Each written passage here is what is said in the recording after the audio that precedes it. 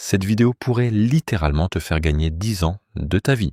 Et non, je n'exagère pas, tu passes probablement des heures chaque jour sur ton téléphone, comme tout le monde. En moyenne, c'est 4 heures par jour.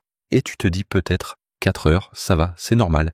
Mais fais le calcul, 4 heures par jour multiplié par 365 jours égale 1460 heures par an. Et sur une vie, si tu vis jusqu'à 80 ans, mais que tu as eu ton premier smartphone vers 13 ans, tu vas passer environ 11 ans et demi de ta vie collé à ton écran. 11 ans pour scroller, c'est énorme. Et pour te donner une idée de ce que ça représente, il faut 10 000 heures pour maîtriser une compétence. Donc si tu avais utilisé juste 10% de ce temps, même pas tout, tu aurais déjà maîtrisé au moins une compétence utile. Tu aurais développé un vrai talent. Alors demande-toi, est-ce que tu veux subir ton écran ou t'en servir pour vraiment avancer? J'ai fait quelques changements sur mon téléphone et franchement, ça a complètement changé ma vie.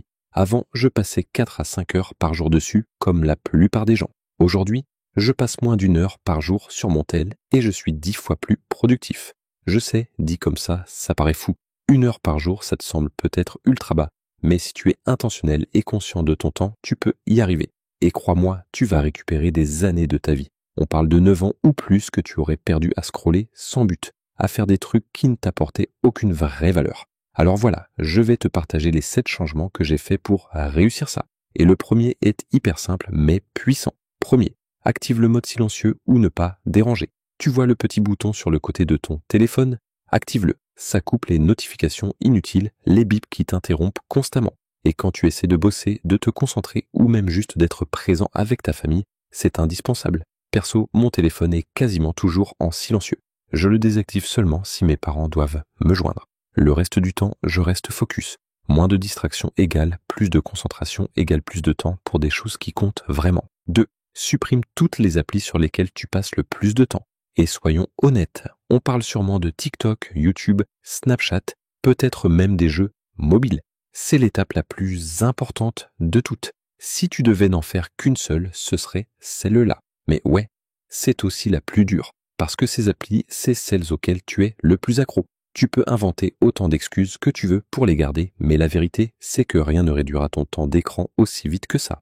Troisième, vire toutes les applis inutiles de ton écran d'accueil. Perso, j'ai seulement quelques applis visibles, et en vrai, j'en utilise 2 régulièrement, juste pour rester en contact avec ma famille et mes potes. Tout ce qui est tentant ou chronophage, vire-le de ta page d'accueil. Ça t'oblige à réfléchir avant d'ouvrir une app au lieu de scroller machinalement. Tu deviens beaucoup plus intentionnel quand tu utilises ton téléphone et c'est comme ça que tu reprends le contrôle.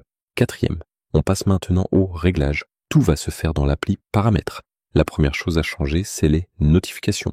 Désactive toutes les notifications pour les applis que tu n'utilises pas ou celles qui t'envoient des infos inutiles. Tu sais, tous ces trucs qui ne servent à rien, genre un tel a posté une nouvelle story ou redécouvre cette photo d'il y a 3 ans. Tu en as pas besoin, ça fait juste du bruit mental.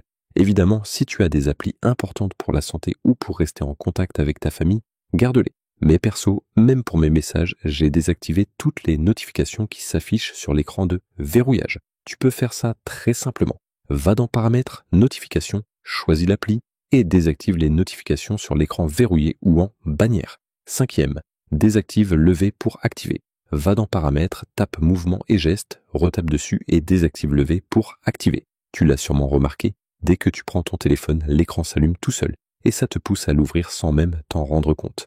Un réflexe automatique. En désactivant ceci, ton écran ne s'allumera plus tout seul quand tu le bouges. Du coup, pour allumer ton tel, tu devras appuyer sur le bouton latéral, ce qui te force à être plus conscient du moment où tu l'utilises. Tu verras, au début, tu vas instinctivement lever ton téléphone et rien ne va se passer. Et ça va te faire réfléchir. Est-ce que j'ai vraiment besoin de l'ouvrir là, tout de suite? Et c'est exactement ça qui va te faire le consulter beaucoup moins souvent. Dernière étape, active le filtre d'écran en niveau de gris. Tu peux le trouver dans Paramètres, Accessibilité, Amélioration pour la vision, puis Correction de couleur et activer Échelle de gris. Alors ouais, je sais, ça peut paraître chelou ou extrême. Mais écoute bien, en noir et blanc, ton téléphone devient tout de suite beaucoup moins attirant. Plus de couleurs flashy, plus de dopamine visuelle. Résultat, tu t'en lasses vite et tu passes moins de temps dessus. Oui, au début c'est bizarre, ton écran paraît fade, moche, ennuyeux. Mais justement, c'est ce qui va t'aider à arrêter de scroller sans fin. Voilà, c'était les 6 changements que j'ai faits sur mon téléphone pour ne plus me perdre dans ce piège. Et comme je te l'ai dit au début, c'est pas facile, c'est pas instantané, mais si tu t'accroches, tu vas vite voir la différence. Bonus, sur YouTube ou les réseaux, installe l'extension Newsfeed Eradicator. Je l'ai depuis des années, elle m'a fait gagner des dizaines d'heures. Si tu fais partie des 2% de gens qui vont vraiment activer ces réglages, sois fier de toi. Tu es en train de reprendre le contrôle et tu vas avancer 10 fois plus vite vers ce que tu veux vraiment. Si tu veux protéger tes données personnelles, n'hésite pas à récupérer mon e-book en description. À la prochaine!